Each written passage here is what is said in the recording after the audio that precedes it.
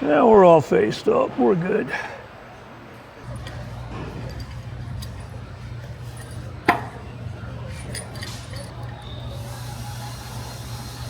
There it is.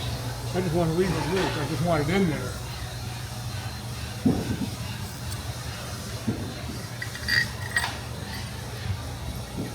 There we go. Okay.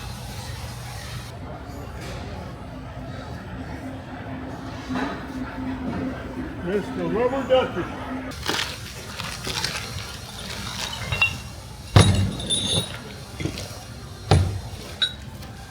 Okay, all the pieces, that's what I'm looking for, make sure all the pieces are in here, mainly these guys.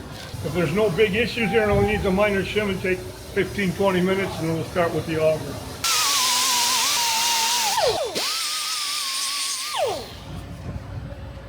All kinds of little machining burrs on here.